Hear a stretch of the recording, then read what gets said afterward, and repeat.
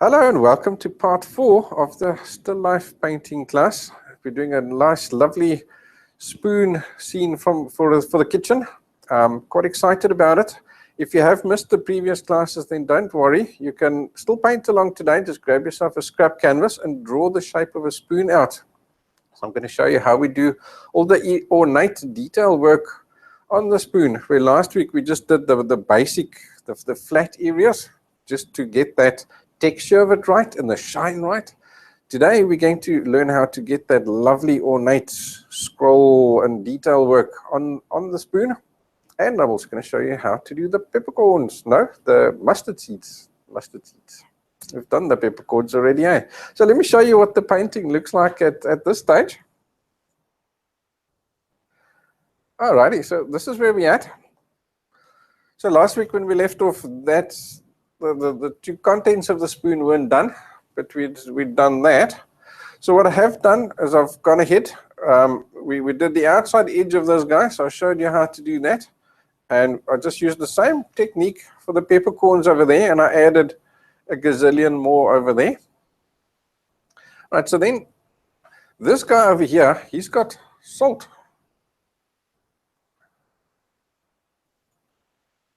So let's pop the photograph over. So there you can see the salt that needs to go inside that spoon over there. So I have done it, and I'm going to show you how, so don't worry. I'll show you. It's pretty much exactly the same technique as what we're going to use here. So I did do that just to save us some time, and I did give myself a head start over here. Also, just to save us some time, to make sure that we can get to all, let me dump that, to get to all that yummy, interesting work over there, because this is it's quite quick and quite mundane, to be perfectly honest. So I think let's start with that, and let's get that over and done with, and out the way. So let's go and take a look at the photograph and see what kind of things would we need to do.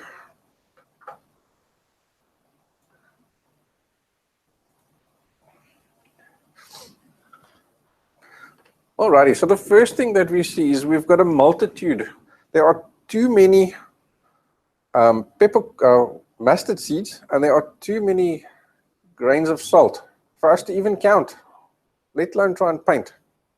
So what we're going to do is we're not even going to even attempt to paint them. What we are going to do is we are going to create the impression of those mustard seeds or those grains of salt. And if we can do that, then we A for a way. So the way I create that kind of an effect is I squint my eyes so that I'm sort of looking through my eyelashes, and that gets rid of all the detail. So try it now. Look at the screen and just squint your eyes so that you're looking through your eyelashes. And look at that salt. And can you see what you're seeing is not all the little outline of each grain of salt that you could normally see. Now you can just see a mass and little variations of color and tonal value. That's what you've got to try and paint. And then we'll suggest the details. I'll show you how to do that, which is actually super quick and super easy. And the same thing is going to happen with those little mustard seeds. They are just too small. So all you've got to do is just create that impression of those mustard seeds. So the first thing we'll obviously need to do is go and mix a few colors.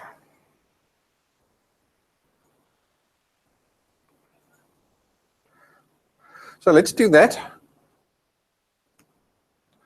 So seeing as I've already done my salt, I'm going to mix the one for the mustard seeds.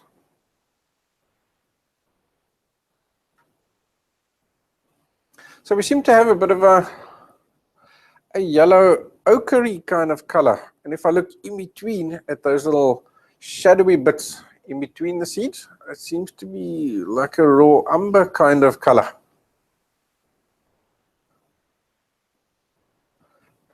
So let's start with that. and we'll adjust it from there. So I've got, we don't need much, it's just a few seeds, a little bit of yellow ochre, definitely need some raw umber,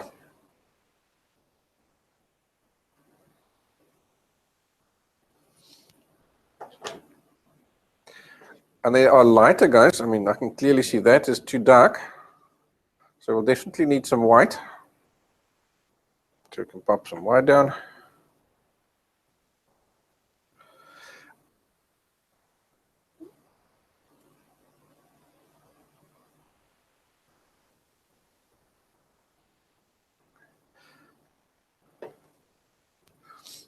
All right, so the first thing I can see from this yellow ochre is it's too dark. So let's get some white into it and see what happens to it. Is it getting us to that color or not quite?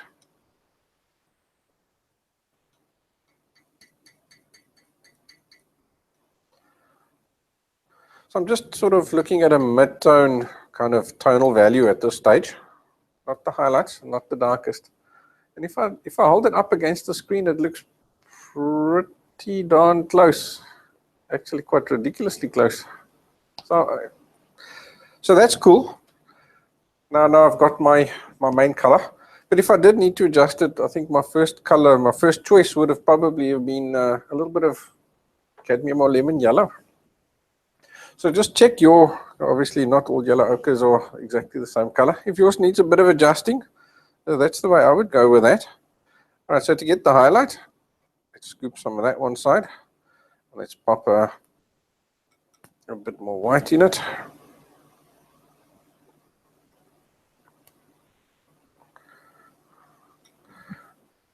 Let's see if I look at those lighter ones, yeah, that's pretty much it. Wow, that's a luck. I didn't think the yellow ochre would have done it on its own. That just shows you how your eye can confuse you. Sometimes you think you're wrong, but you're not. All right, so let's just take a little bit of neat raw umber. I'll pop it down there so that we've got our colors in sequence. I'll hold it up against the screen, and if I look at that, I think I'm seeing pretty much that color it places, and at other places it's darker. So we can use that. And then I think same as last week where we needed that black mixture for the spoon. Let's mix up some of that as well, because we're going to need it shortly anyway, so we'll kill two birds with one stone. So then we've got that darkest of the dark in between the seeds, and we've got our color for the spoon. So that was a 50-50 mix. Just a standard little black. So I'll take, what the heck, I'll just take all of that. See, that seems to be, yeah, it does seem to be roughly half-half. Let's pop it in and see what happens.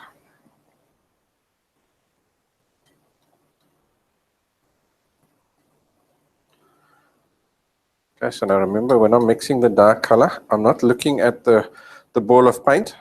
I'm looking at that no man's land over there, where between the tile and the thick ball of paint, there's a little no man's land there. I'm looking at that, and that's telling me what color I've got. And I can see a beautiful neutral black. So I'm happy with him. He's fabulous. Okay, so while we're at it, let's get some medium in there to speed up the drying process.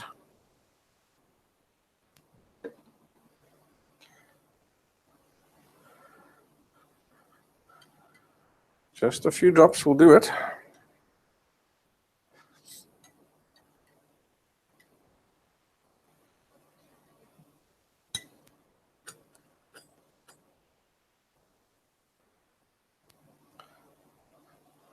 There's literally only 2 drops in that little bit of paint there, because there isn't much.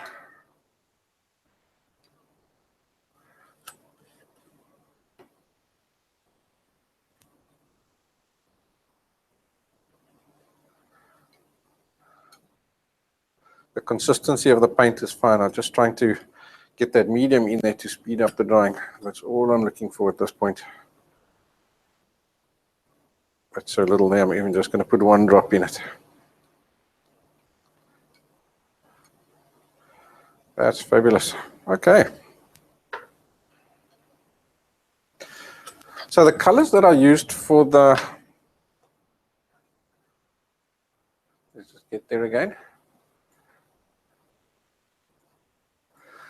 For the salt was the same as before when we did it in the background. It was pure white, and then I add a little bit of alizarin crimson into the mix to get it pink. And then for the very, very dark ones, I added just a little bit of raw umber into that pink mix, and that darkened it up quite nicely.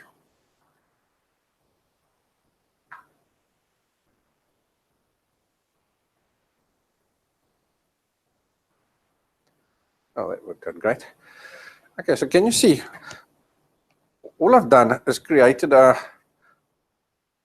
mess of colors, and the way I've done it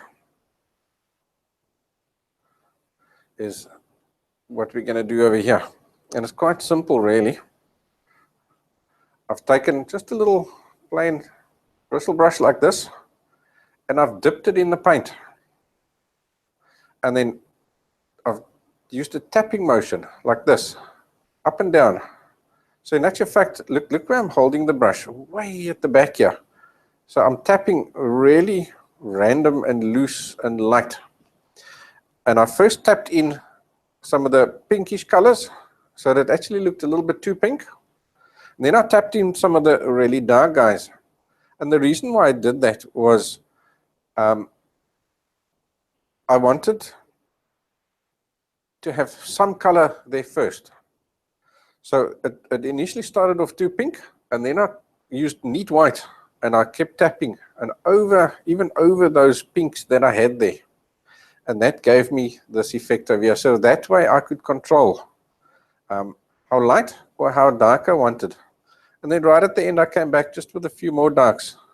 And I added in, like here, I could see on the photograph, there was a darker patch over there, and there was a little darker patch around there, and so on. So I just tapped in one or two, more or less. You can see it's not even remotely the same shape, because it's pointless trying to do that. All right, so what I've done over here is I've just given myself a little bit of a base. So I blocked in that outside edge with the spoon color as before, like we did on the spoon and on the other one. And then I have just tapped in some just neat yellow ochre, just to get some kind of color going down there at the moment. And using exactly the same motion, and you can see it. That's why I stopped at this point, so that you could get a feel for what it looks like. So you've got the dark of the spoon shining through, plus you've got some texture already happening over there. So now we'll work on that and just improve it.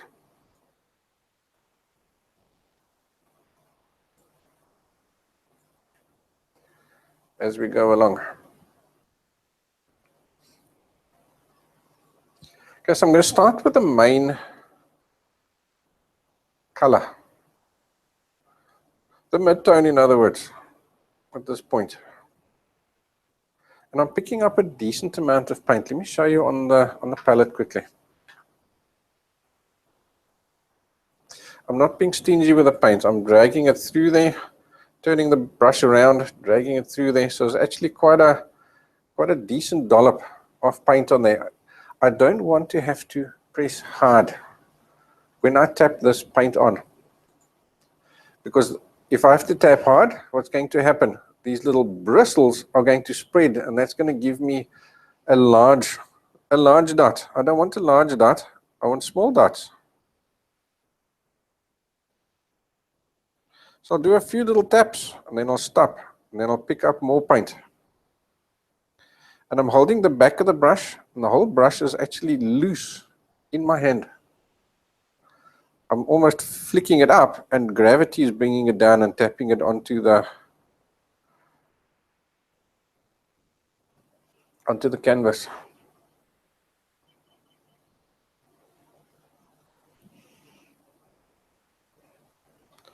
So if you find you have to apply pressure to get these dots off onto the canvas. It tells you haven't got enough paint. You need to load more paint onto the brush.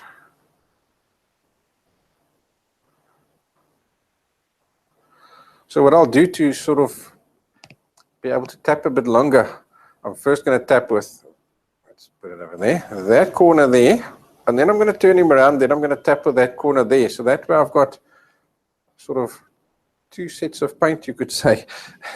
that's popping down paint for me. The minute I see the one is not giving me nice solid dots anymore, I just turn the brush around. And when that side's not giving me dots anymore, I pick up more paint.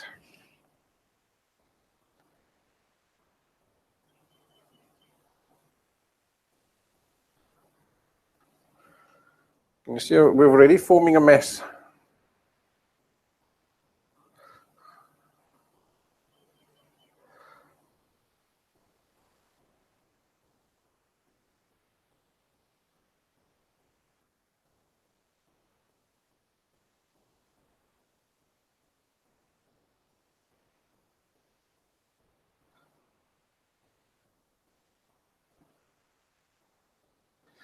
And take your time with this. It's not a race. Because if you rush this, you're also going to start trying to tap too hard so that you can go quicker. Or you're going to tap without picking up paint.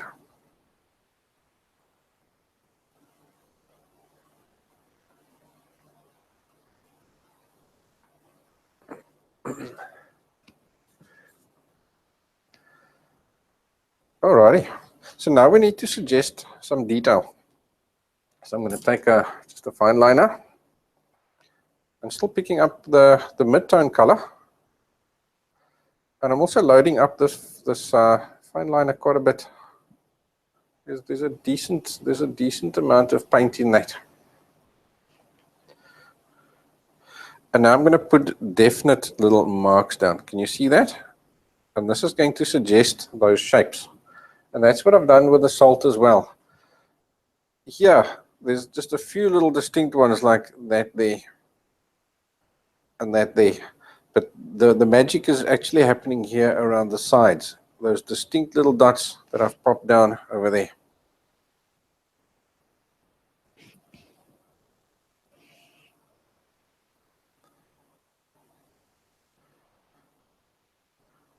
And it's these distinct dots that make all this mass look like details.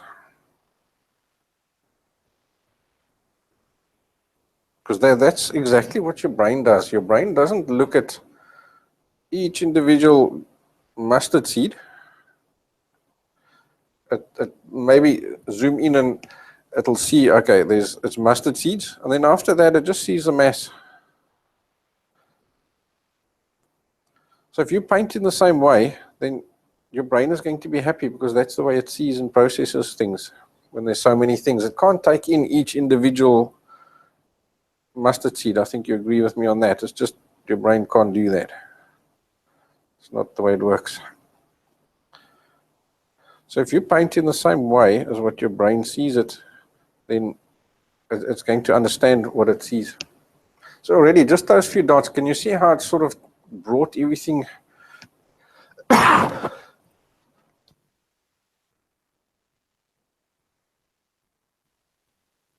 it's brought everything together. All right, so now that I've got that done, even though when I held this color up to the screen, it looked right, it still looks a bit dull for me. So I'm going to add some cadmium yellow to that mix. Anyway, I'm going to use my artist license.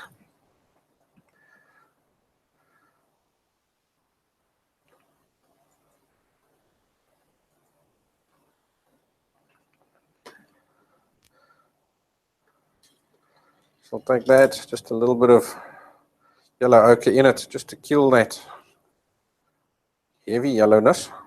And let's get some white in there too.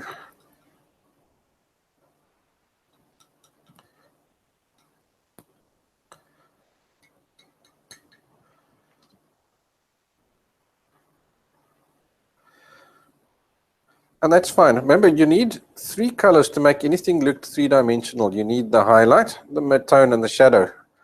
That's the minimum amount of colors you can get away with to make anything look 3-dimensional. But you can always add more, and it's always better, if possible, to add more. So there we go. Here's color number 4. So I think I'll stick with the fine liner for now.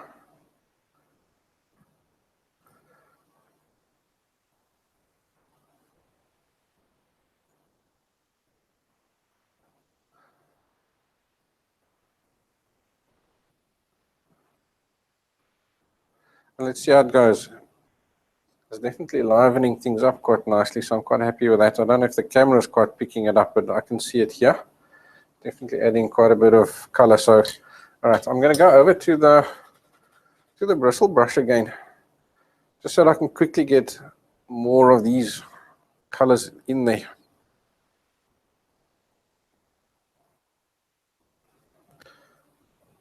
It's definitely adding a nice little sunny effect. Yeah, see the camera's not quite picking up, but it's definitely making a huge difference.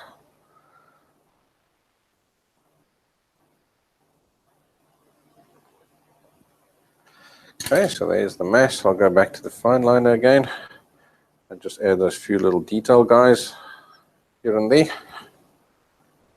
mostly around the sides.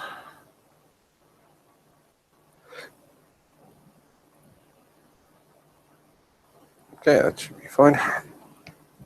Then we've also got some bit of spilt around here, so we might as well pop some of them down there too.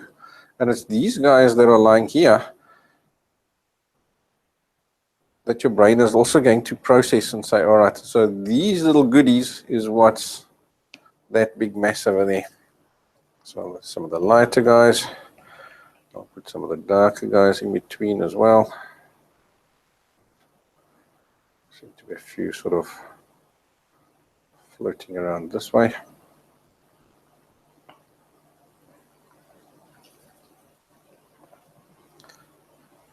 Okay, now I'm going over to the shadow color we mixed. So I'm going to add just a few little shadow dots in here as well. Not too much, because these little shadows are more the little in-between pieces.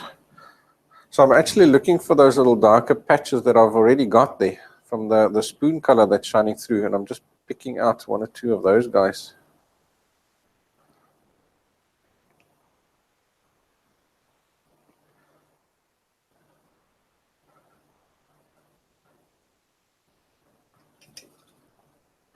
And just a tiny touch, I'll pick up a little bit of the spoon color as well, that real dark. Pop that in 1 or 2 places. Don't overdo that. And our sun is coming from this direction, like that. So I think I'll maybe put a few more of these in on this side, like that. And that will start lightening up that side over there. In other words, we've got more shadows on this side over here.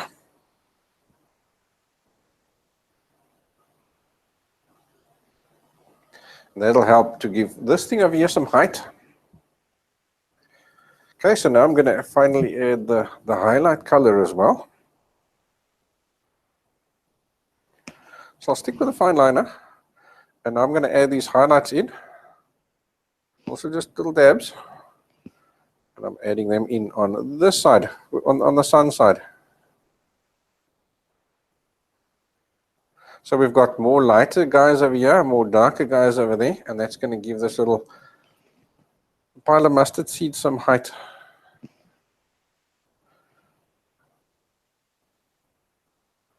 So I'm pressing super light. I want these little dabs that I'm putting to lay on top of all that paint over there. So don't press hard, super feather light touch. If you're battling to get this right, then just add a bit more medium into your paint. so that it's runnier, and that will allow it to flow off the brush easier. I'm just using lots of paint, so it's, in actual fact, I would almost say that my brush is not touching the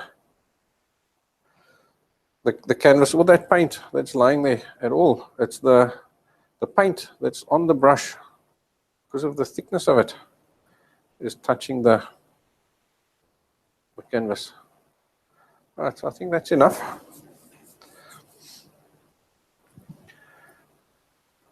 Let's take a look. Most of that there is sort of in shadow, so we can add one or two little highlighty ones here and there, lying on the floor. Pop that over there too, like that.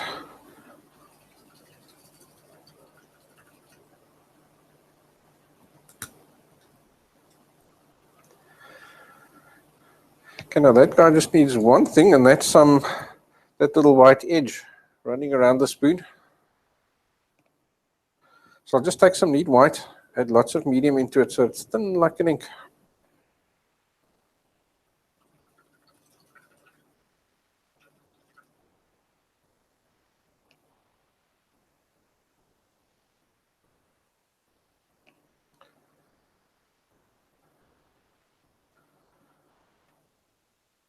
Then I'm going to use my rigger brush to pop that in, because the rigger brush can hold more paint, so that'll allow me to do longer little strokes of lines.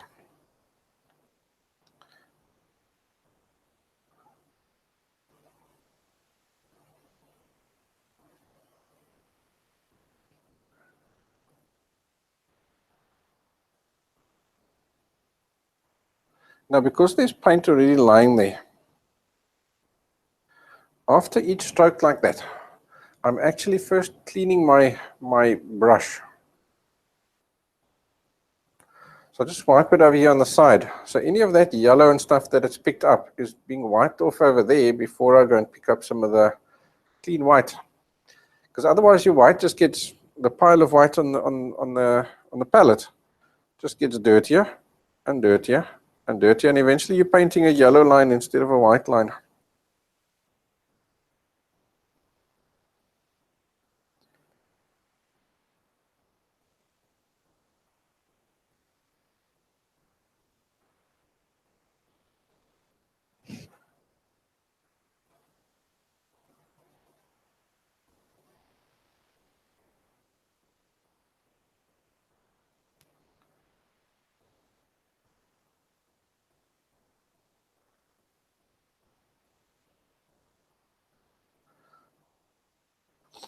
Alrighty.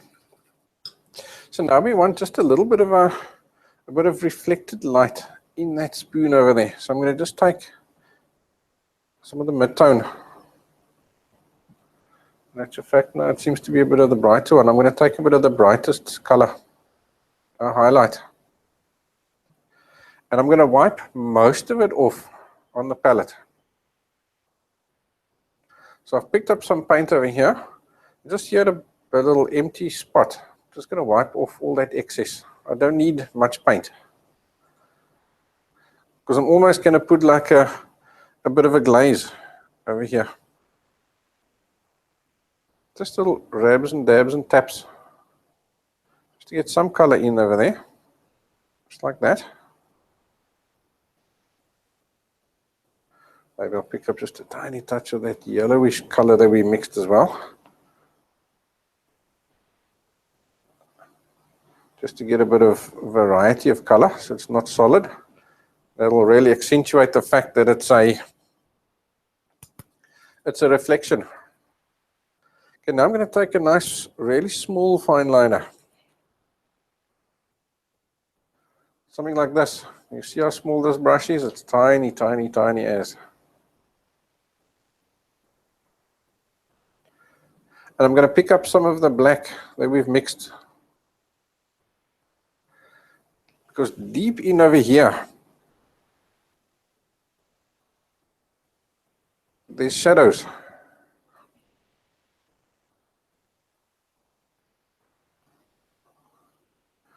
And by putting those shadows in, what it does is it's now actually giving this whole, everything over here depth.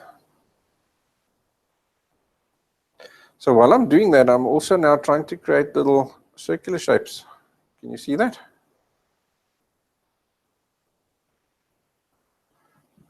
And that's now defining the shape of these peppercorns so that your eye it can't see anything in the mass, but it can see here on the edges. So by defining these edges and getting that shape right, it tells your brain exactly what shape it's looking at in the mass. Simple, eh? So we're really going to concentrate on getting that right. Here on this, especially on this dark outside edge, the side away from the light. And get some good shadows in over there, because that's where you're expecting to see them.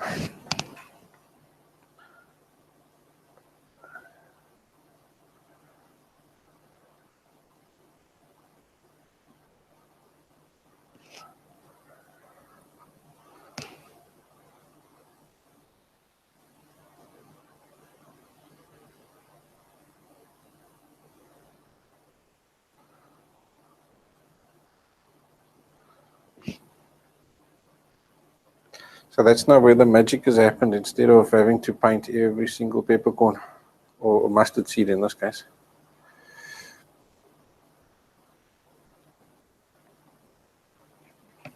There, I'm quite happy. I've got a nice little rounding over there. I think here we can just maybe, I can go a little bit darker.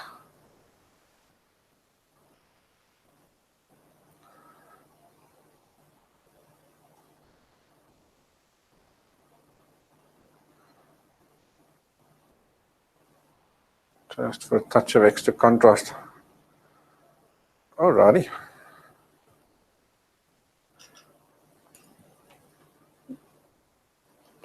Right, and then I'm also just seeing a few extra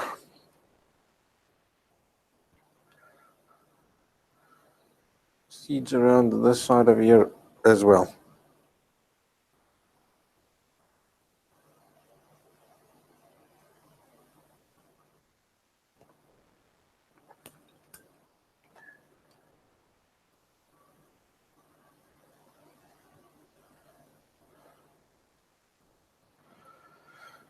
So the spoon is casting a shadow over there. So I've just taken a little bit of the mid-tone and I've mixed some of the shadow color into it, just to give me a darker version, so that I can add 1 or 2 mustard seeds, damn it. I keep calling them peppercorns. Just a few little mustard seeds over there in that shadow bit as well. Alrighty, so I think that's about it for there. So now we'll have to go over to that detail work on the back of the spoon.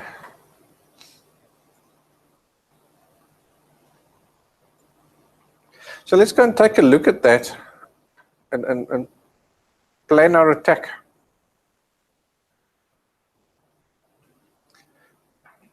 Okay, so I'm looking at the one on the right hand side, sort of in the center. I think we'll tackle him. Is easier to demonstrate because it hasn't got such super fine details in it, as opposed to the small little teaspoon.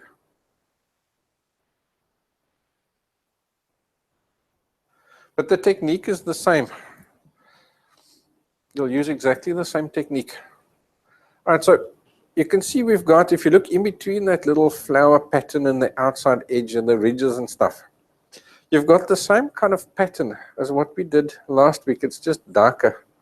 So we're going to start with that. We'll put that in, and then we'll work in the actual pattern afterwards.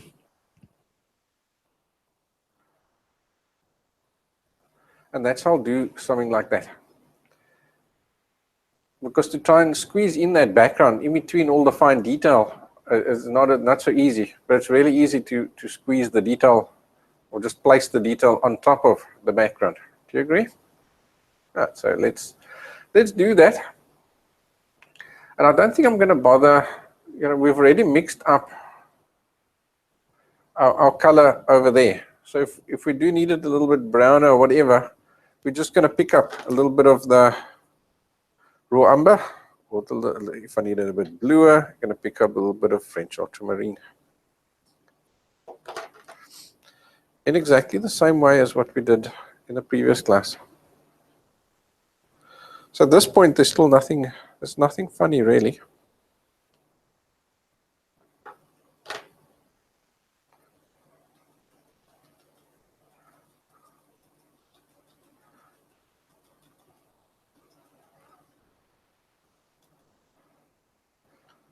So this one's quite dark. So I don't think I'm going to give him that initial coat of white like we did last time. Or should we? What do you think? No, I don't think so. I think we'll just give him a really light layer of this, and then we'll take it from there. We'll lighten him up if necessary. I'd rather get those dark bits too dark, because that means when I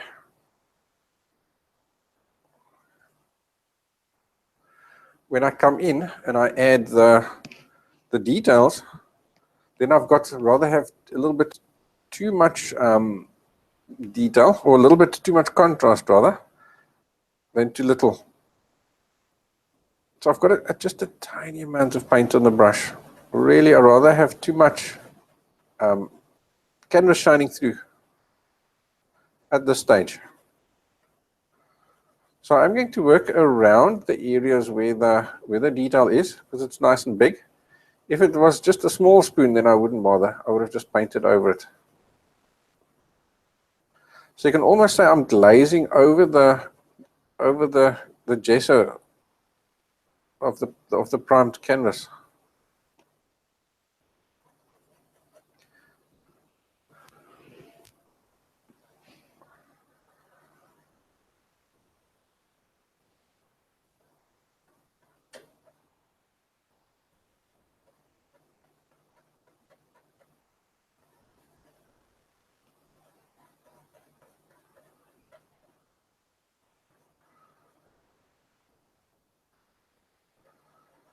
So there's really a tiny, tiny, tiny amount of paint on this brush.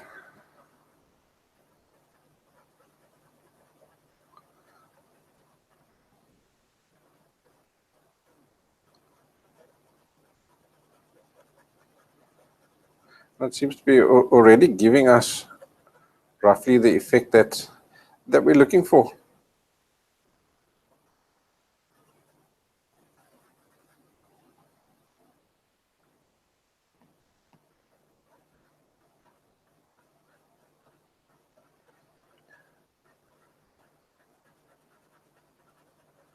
So I'm quite happy with that.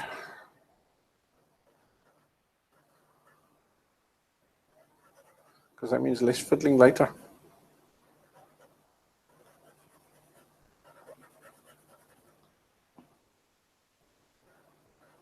So as you're doing this, if there's little tiny details that you just can't save, your brush is just too big to go over or to go around, then don't worry about it. It's quite all right.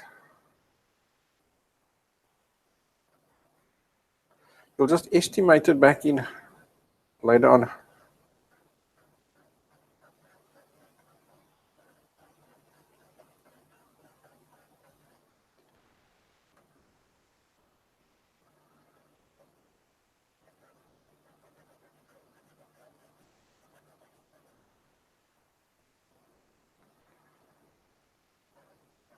And as it is, these little flowers and things, I just estimated them when I drew. They're hardly accurate, barely accurate. And I'm not too worried if they're accurate or not, because who's going to see the photo? As long as I create a believable pattern on here and it looks real, it'll be fine. Nobody's going to question me or question the painting that's hanging up on the wall.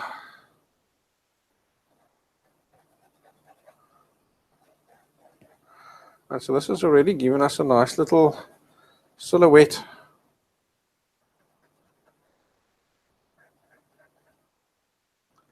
That we can work with.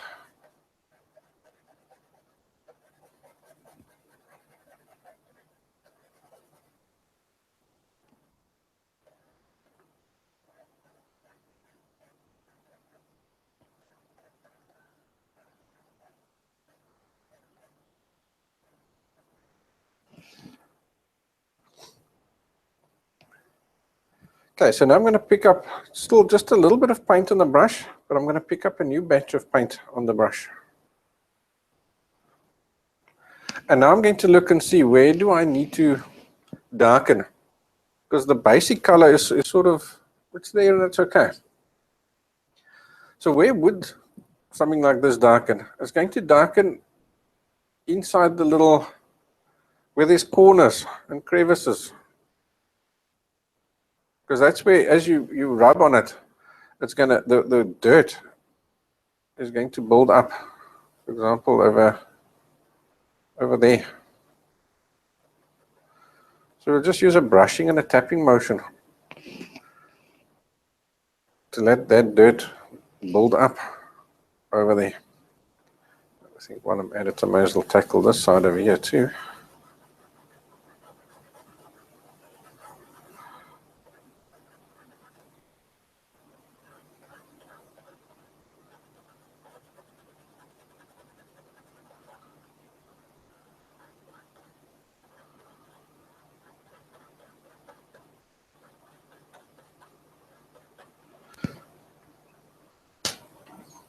So over here on that side, now you've got that spoon which is actually in front. So there's two ways you can do it. You can use some your mask that you used initially. You can put him back in place.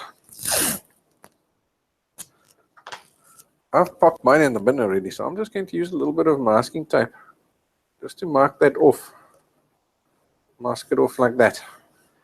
And now any bit of, like there where I wasn't quite straight enough, I'm able to go over that, because now I've got a nice straight edge over there for me to work with.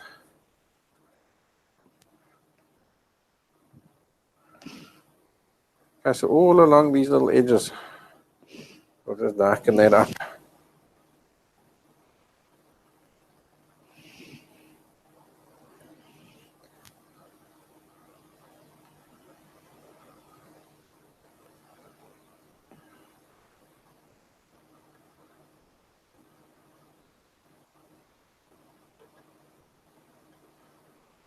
And now it's quite okay if you go over the edge into the detail.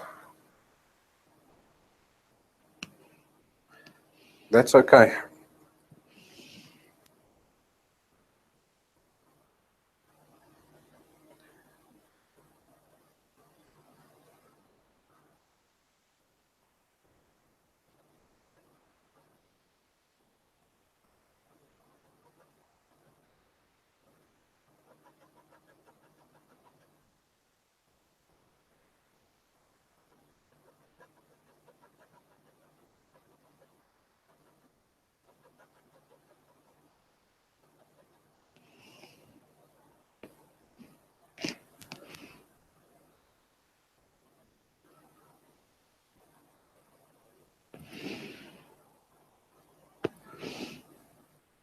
So again, this is sort of a piece that you tend to think, oh, I don't feel like doing this, it's boring. Let me rush it. But don't rush it. Take your time. Remember, you only have to do it once. And then it's done. Forever. It'll hang up on the wall for donkey's years. And you'd quickly forget about the 10 minutes or whatever it took you to do this little bit of work. But the reactions when everybody see it up on the wall, oh, what a beautiful painting. How did you do all that detail work and stuff? That's going to last a lot longer than your memory of having to meticulously do all this.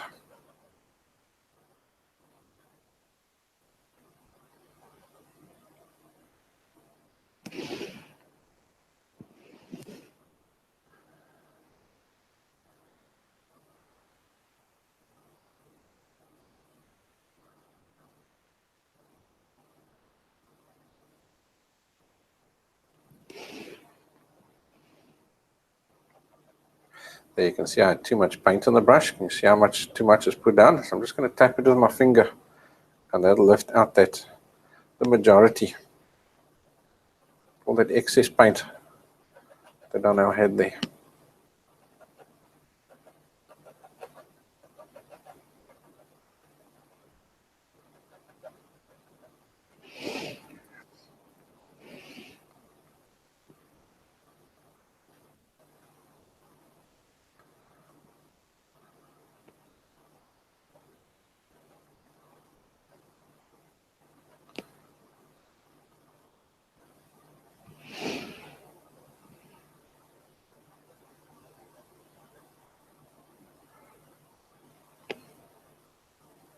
Yeah, it's quite narrow, so it's sort of dirty on both sides, which makes this whole area quite dirty.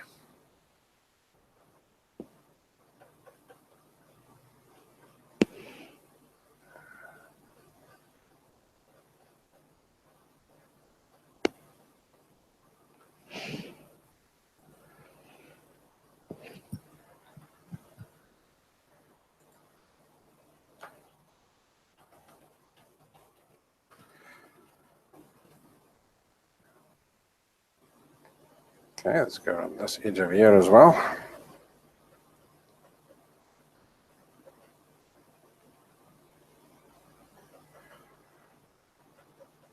Add some dirt over there.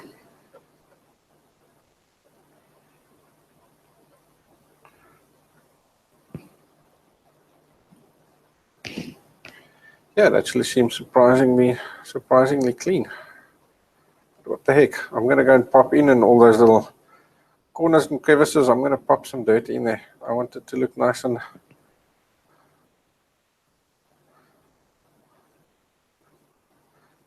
textured.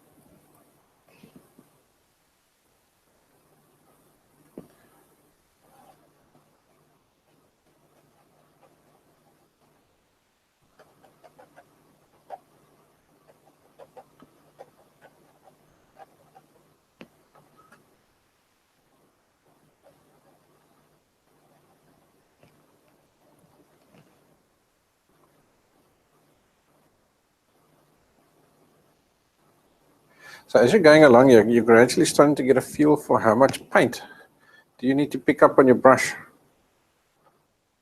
So then you find that where you initially you had to put down quite a few layers. Now you can put down this quite quicker, way quicker.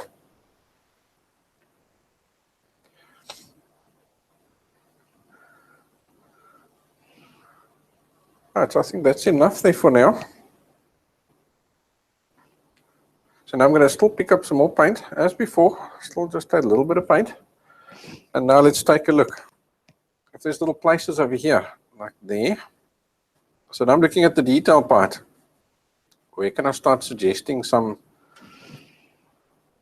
shapes and tonal values and things? So I'm looking for the darkest darks.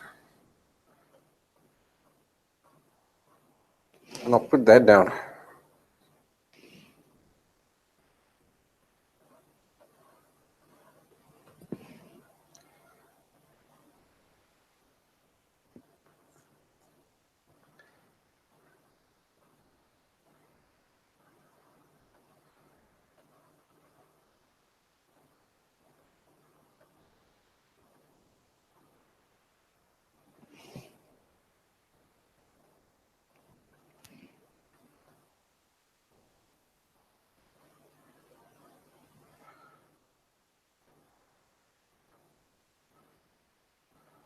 So at this point, don't panic.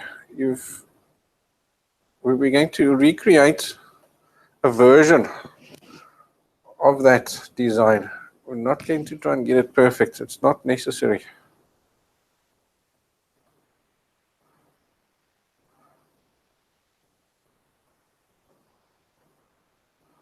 So just look for little areas and stuff that you can see where you can start just suggesting some darks, so that by the time you do get to that area, and at least you've got something to already help you picture what you need to what you need to paint.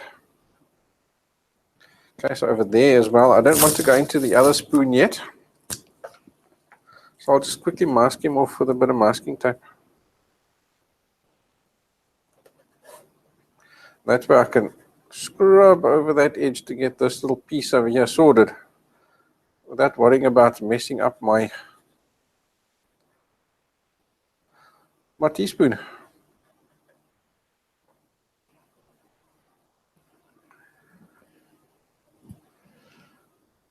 So it seems to be a little bit of dark over there as well. And then I think that's probably about as good as we're going to get with a big brush. So now we'll have to go over to a smaller brush, a fine liner.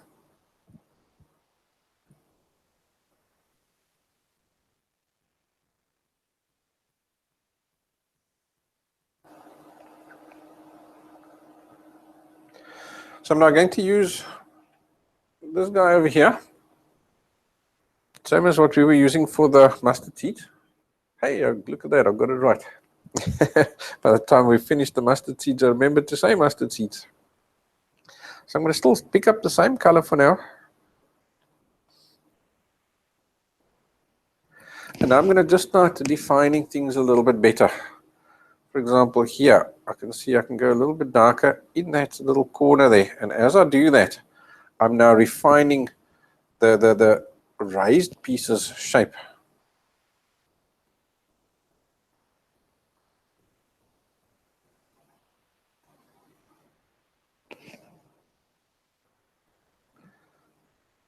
And there isn't a ton of paint on the brush. So I have picked up paint, but it's mostly sort of just spreading the paint that's already there.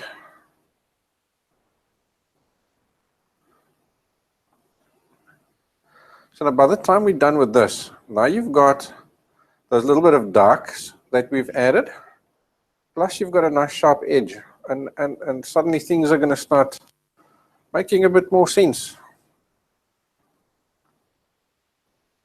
And you're going to start being able to visualize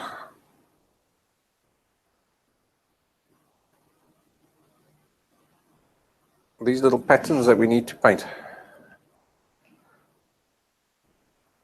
So can you see what I'm doing? I try and ease myself into something, because let's face it, this pattern is sort of intimidating. You're too scared to.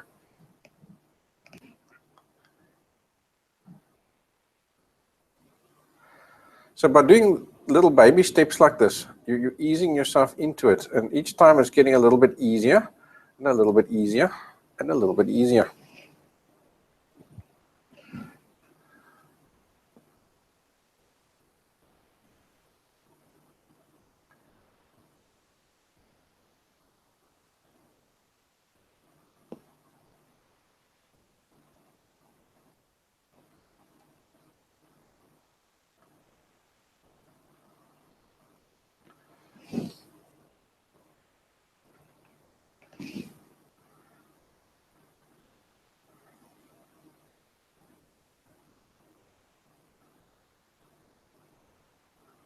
So like there, I can see there's a little corner that I missed. So now I'm painting that little corner in, and I'll lift out that darker bit later as we go along.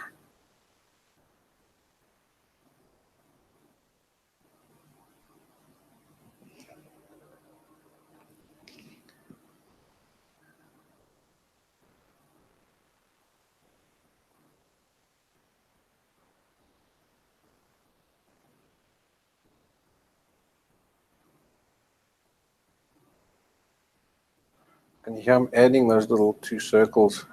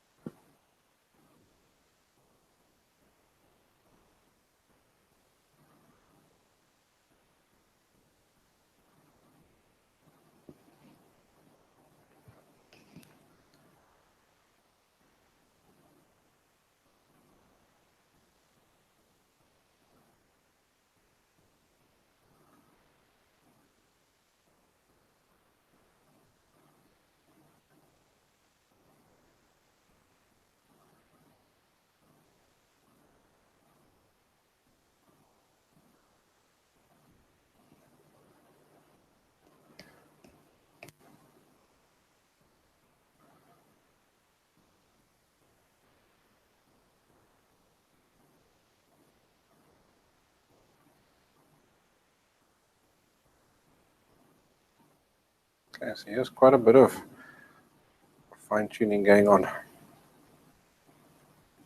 as I'm working on getting those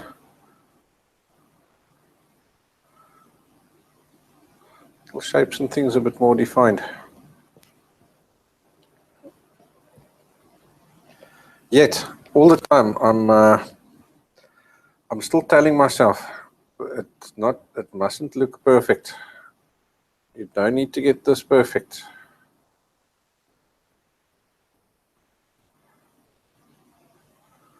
So yes, we do have a lot of detail in this guy, but this detail doesn't have to be spot on.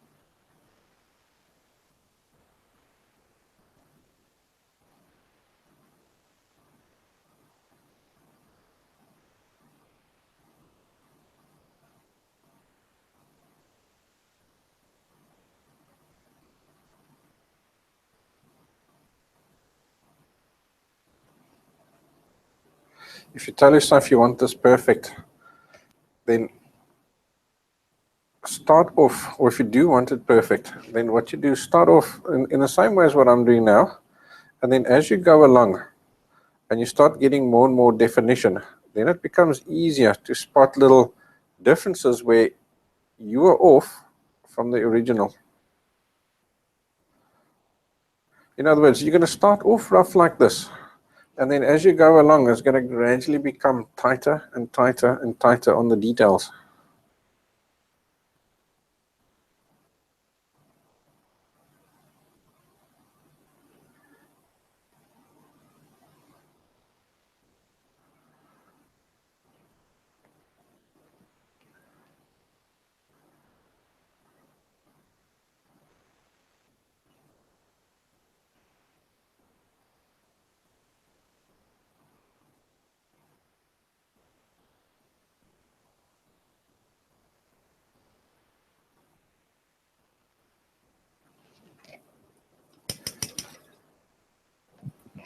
Okay, so like here I can see I need to pull out a little bit of a leaf over there, a little corner of a leaf. So I've just cleaned my brush, just washed it in the tips, dried off the tips, and now that little bit of dampness that's still on the brush is enough. And because the brush is clean, it's rather going to pick up than paint. And that's how I'm going to just redefine that shape that I've maybe lost a little bit.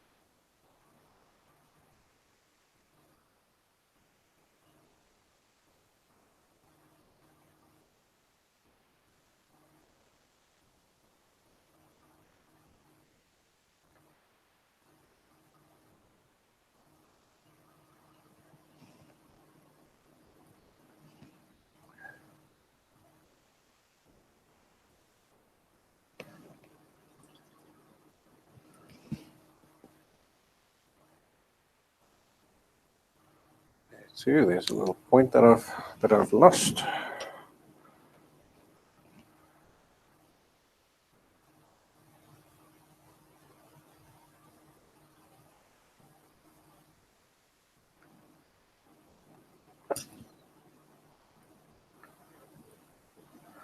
Alrighty, so I think for now that's enough. Let's continue with the detail work over there. Let's start finishing it up. So I'm going to stick with the fine liner, and I'm going to stick just with a normal little bit of black paint on it. And I'm going to just start filling in this over here. In actual fact, it feels like this. I'm going to see if I can get a finer brush.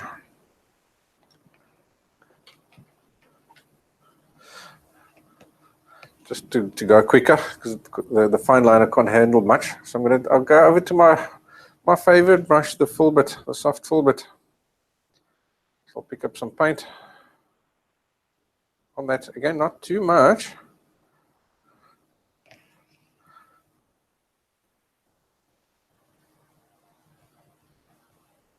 Just because it's a bigger brush, it's going to be able to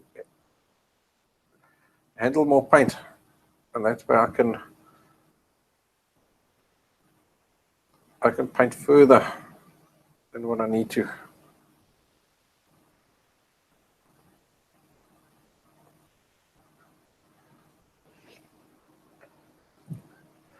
So now I'm adding just some color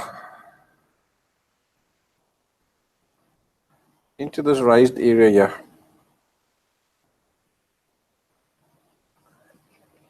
Whether it's at the right place or not is, for me, at this point, is irrelevant.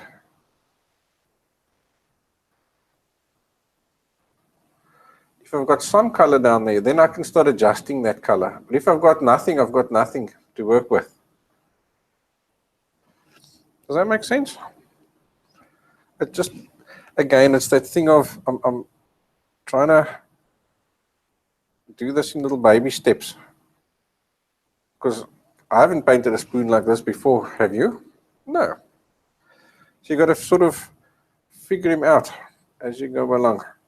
And that's what you do. You figure him out in little baby steps like that. Put something down on the canvas. And from there you can adjust that something.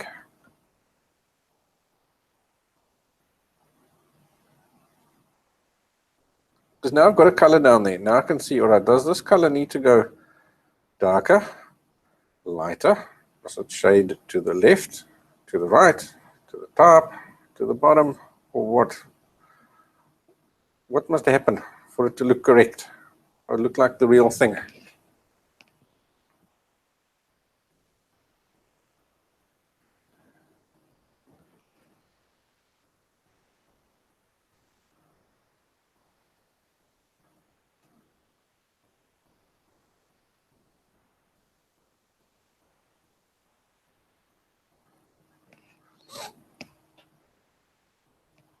Okay, so now I'm going to look at just this little area over here. Now I'm looking for highlights, shadows, midtones. So I'll start off. I've got the darkest color, so I'm going to start off with them. So now I'm picking up more paint on my brush. So now I'm getting a reasonable load because I've got a, you agree with me, we've got a midtone there now already. So now I'm going to see where is the shadow on this. So the shadow seems to be around here.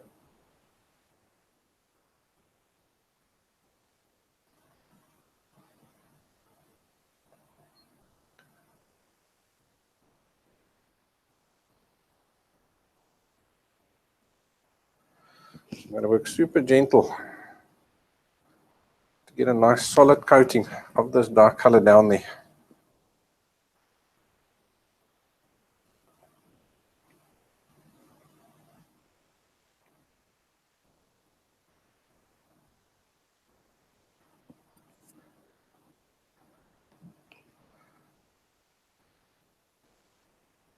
So it's quite ironic. You'd think that the highlight is the color that's going to make this stand up, this little ridge.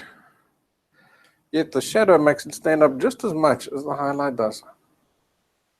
And you can see already by putting in this little shadow, is already starting to stand up off the surrounding areas.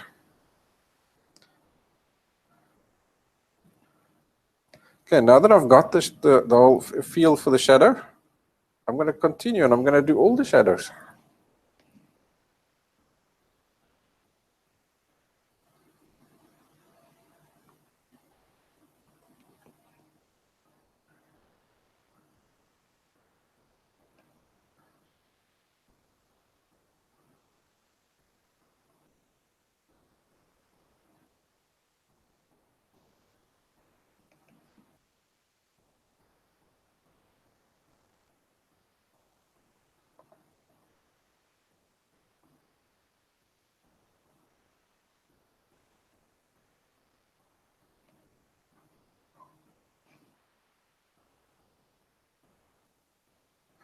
if you're battling to get the paint off your brush, don't be shy. Add a little bit more medium to it so it can flow off the brush.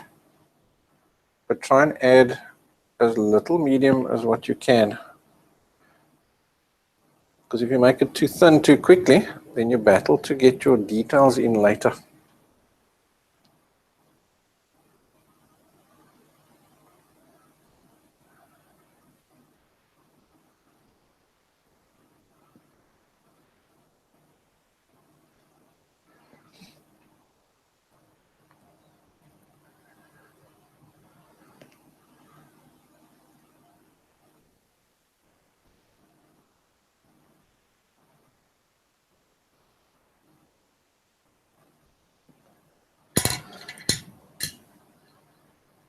Okay, so I'm going over to a smaller brush, because like for example here on those little rounded bits over there, they've also got their little shadows.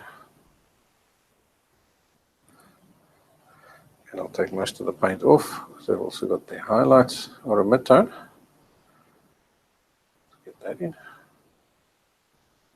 Yes, and I'm going to take a look, because I've got a highlight and a shadow, or a mid-tone and a shadow next to each other. So now I need to take a look, how do these guys mix into each other? Does it stay in a sharp edge like that? Or do they blend into each other? So now I'm going to do that, so I can see they generally blend into each other.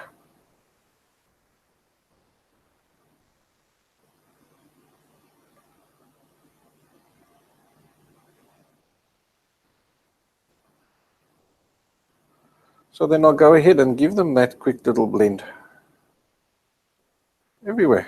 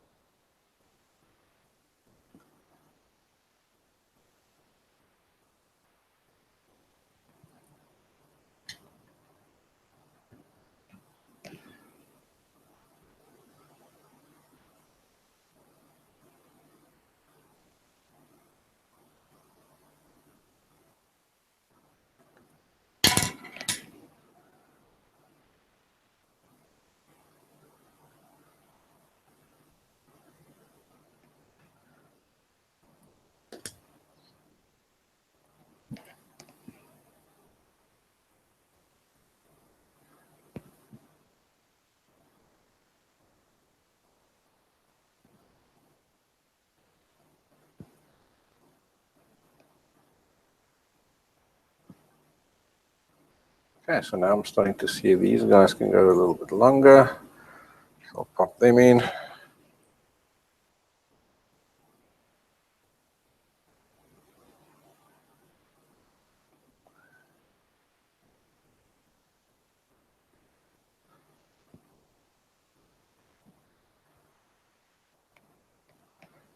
Can you see it slowly busy pulling together? Gradually starting to make a little bit of sense.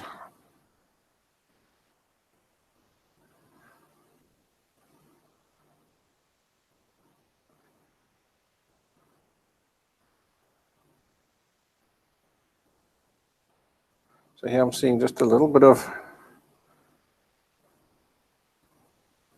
lines. So while I've got the fine brush in the hand, I might as well do it.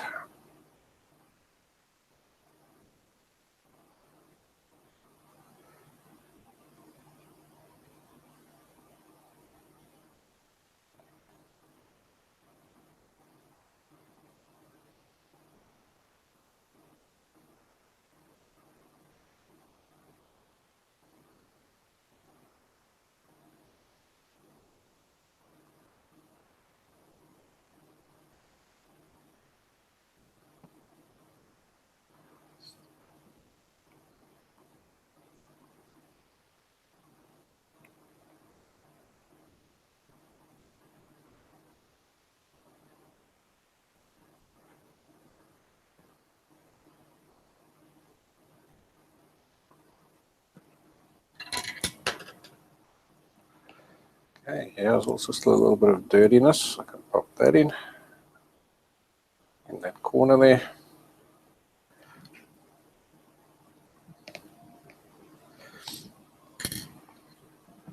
Okay, so now we're going to go over to the highlight color. So I'm going to wash my brush, and I'm going to just take a bit of white and just some medium in it to speed up the drying process, but not enough to make it thin like an ink. Just a nice creamy mayonnaise-y consistency.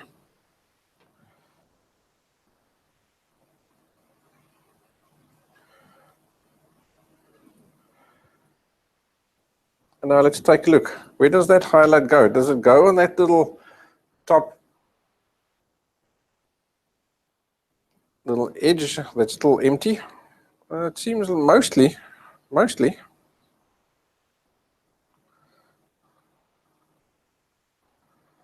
So that's all good.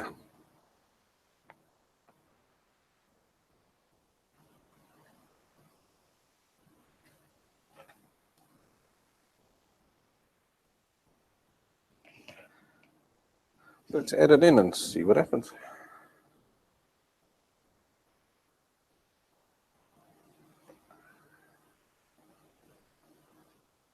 So I'm not using the full bit. I think a rigger brush would work just as well.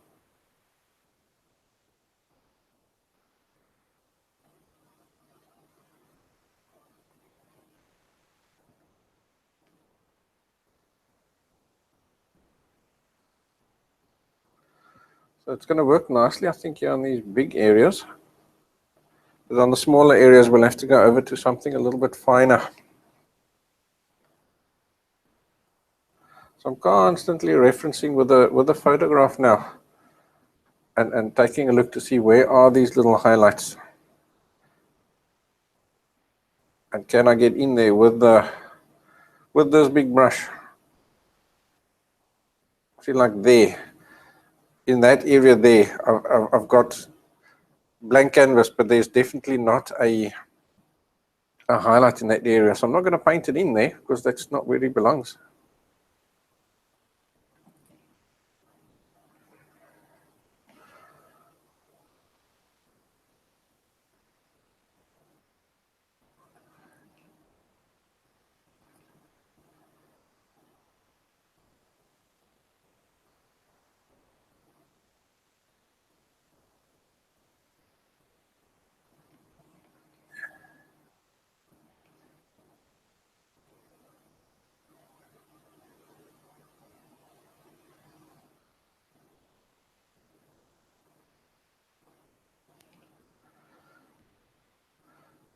Right, so I think that's as much as I can do with that big brush. So now I'll go over to the fine liner again. And I'm going over to my 2-hair brush.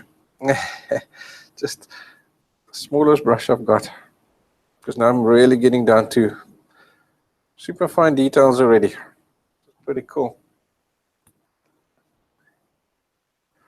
Okay, so let's do that little circle over there.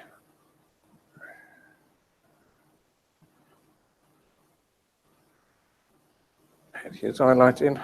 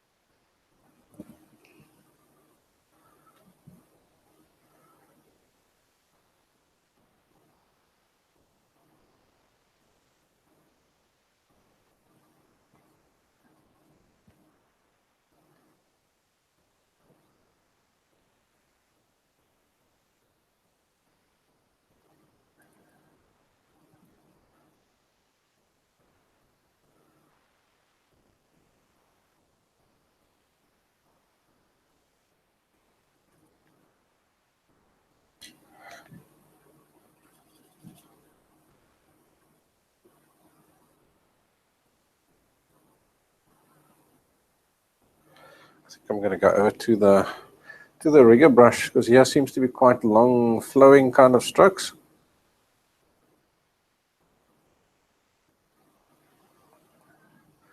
The rigger brush will help me get those longer flowing strokes.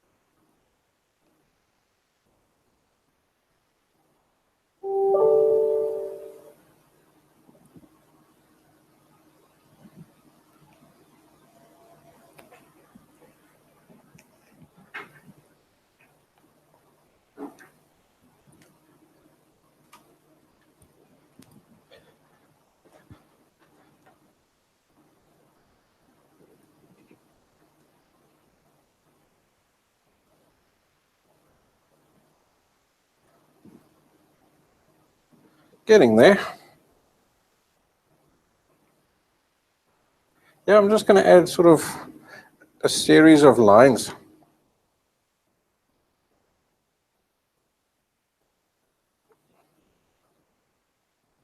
And that should then give us that raised look, because now you've got all sorts of different tonal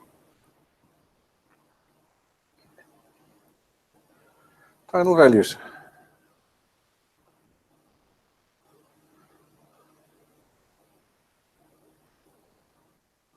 So I think in those guys there we need to just spread the color around a little bit better. So there's not quite so much white.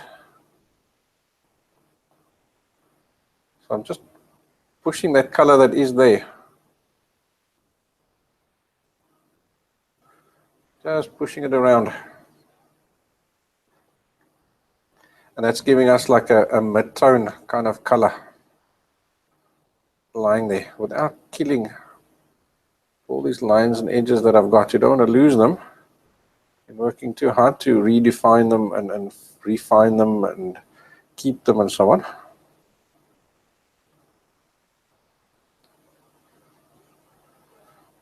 Just there, we haven't done anything yet. That was naughty.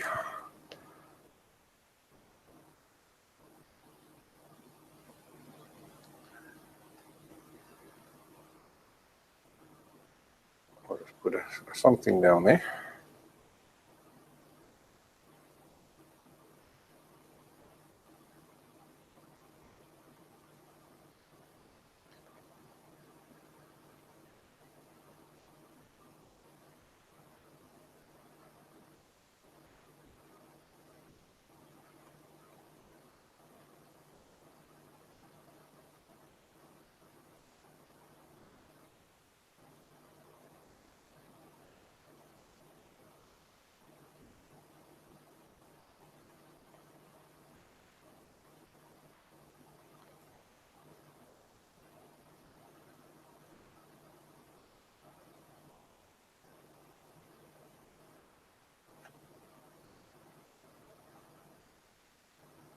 Alrighty.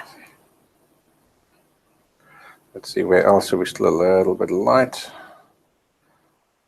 I'm just toning it down enough so that I can see that by the time I add in a stripe of white paint, I'm going to be able to see that white paint.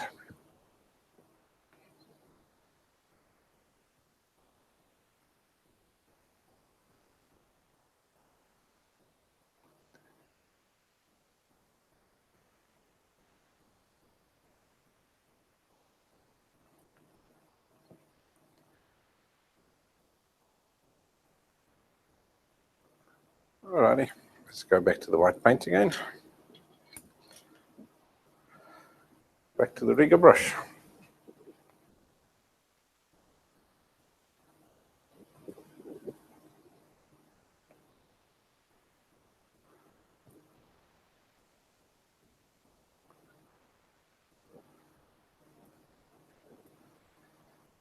Okay, so this here is now really defining these shapes. So now if you want to work really accurate, you're going to have to, now's your time to do it. Now's your last chance to get your shapes right.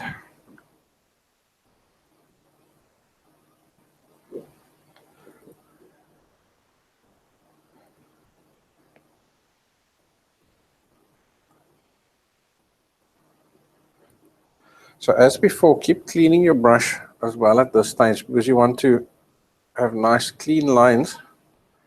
If you don't, you're not going to have those clean lines, and gradually your lines are going to become darker and darker and darker. And that means you're getting less and less and less detail.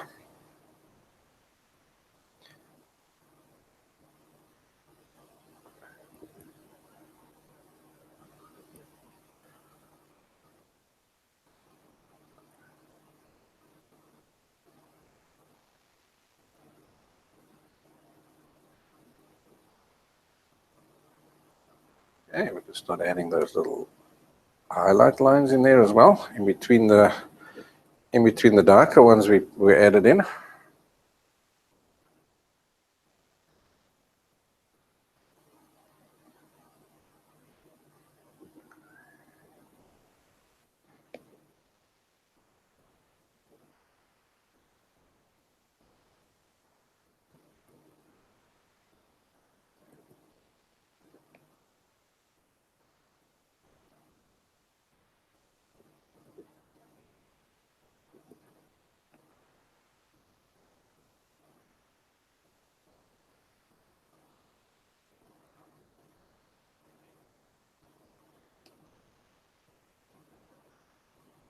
If your paint starts getting thick on the palette because of the medium, just keep mixing up new ones. So if your paint now gets too thick, you're going to have to press too hard, and then you're not going to get the detail in that you need.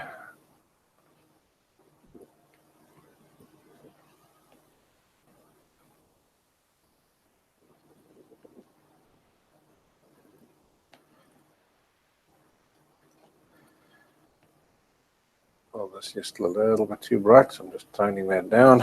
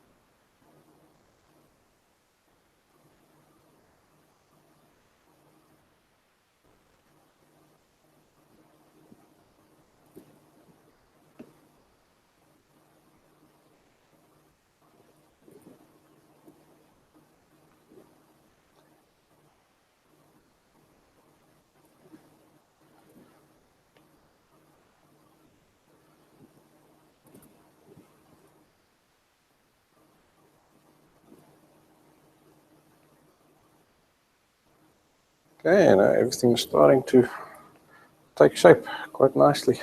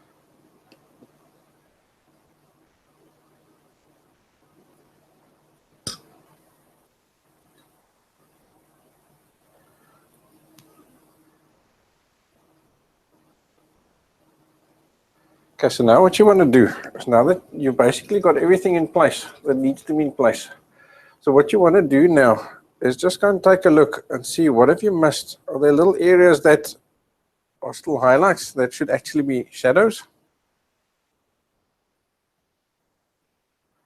For example, like over there, I can see it. Over here, I remember seeing, yeah, it was that little corner there, right?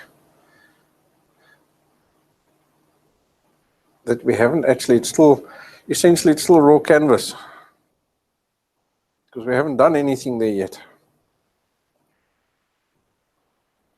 And then also just go back and see, like, for example, here, as I've fine-tuned that those little circles, that initial paint that I put down isn't quite in the correct place anymore. And same with around here. You've got those little dirty edges. Make sure that those little dirty edges are still where they need to be. Because as you've now been fine-tuning, things have moved a little bit.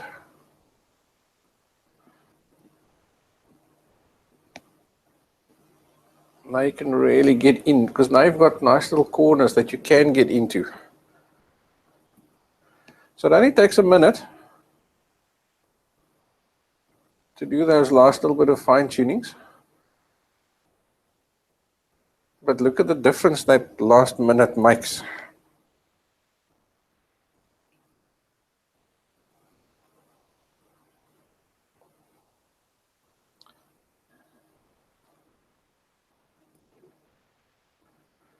Now you're really adding that lovely crisp detail that up to this point you couldn't. Because now I've got definite corners that I can squeeze some dirt into.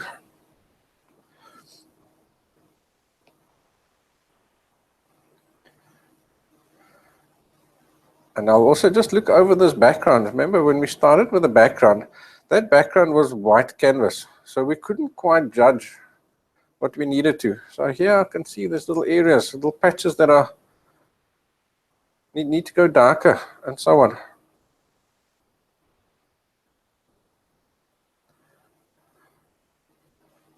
So now I can fine tune that too.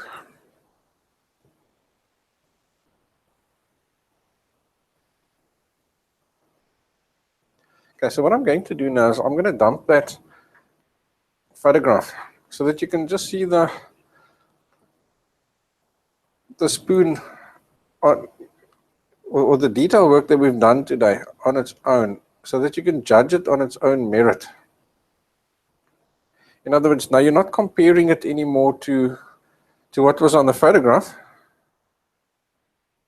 Now all you're doing is you're seeing the spoon as is, you could say.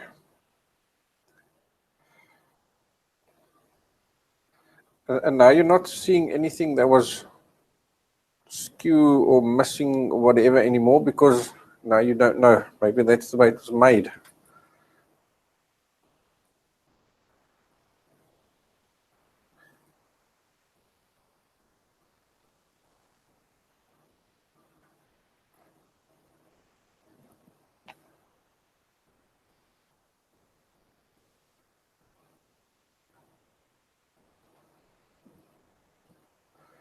Alrighty, so I'm just going to finish this last little piece over here. Take a minute or so, and then I think you've got enough info and practice to complete the rest on your own.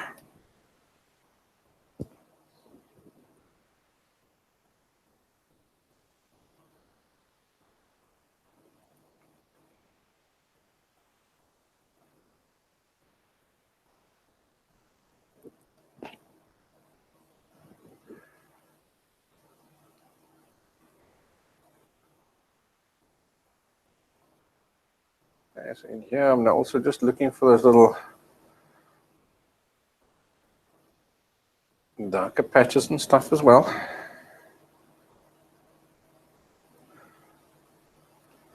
So I am able to fine tune.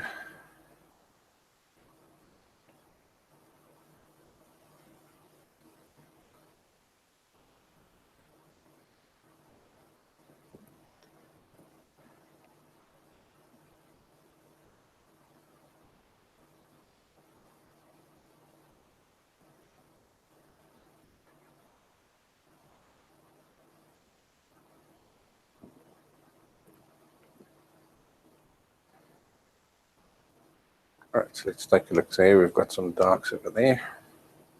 Let's get their highlights in.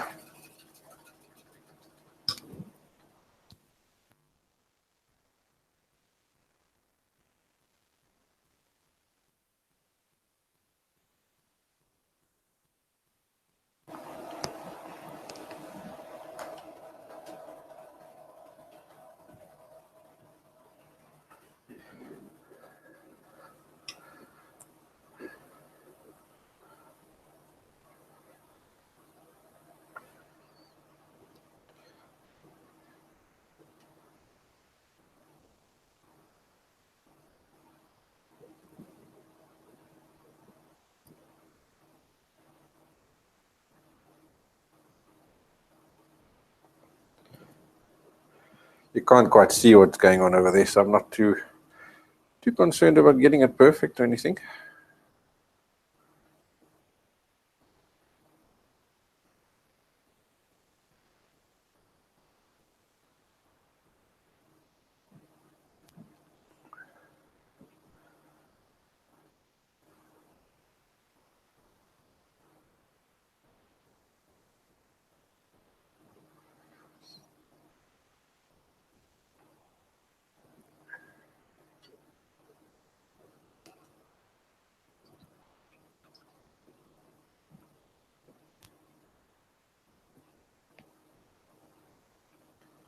And we haven't finished this last little patch over there either.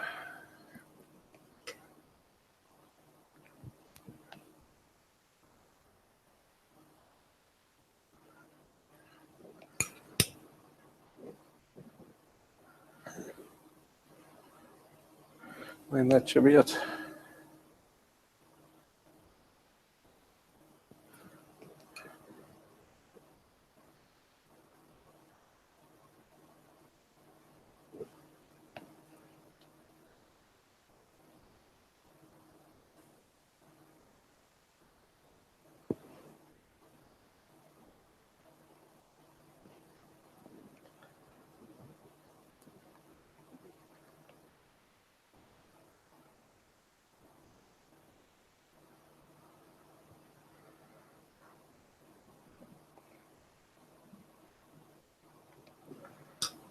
Alrighty, so let's take off that masking tape and then we zoom out as well and just take a look and see what does the painting look like at this point.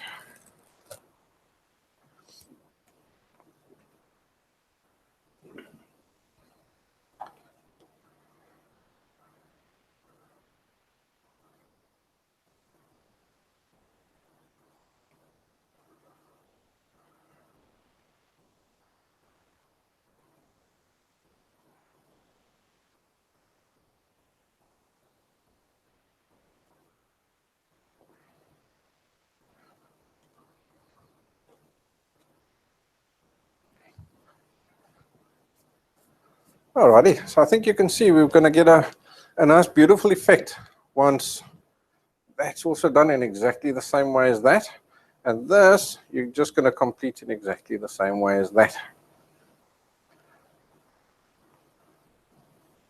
So I'll go ahead and complete mine. You go ahead and complete yours. I'm going to pop mine on the website on onlineartlessons.com so that you can see what my final painting looked like.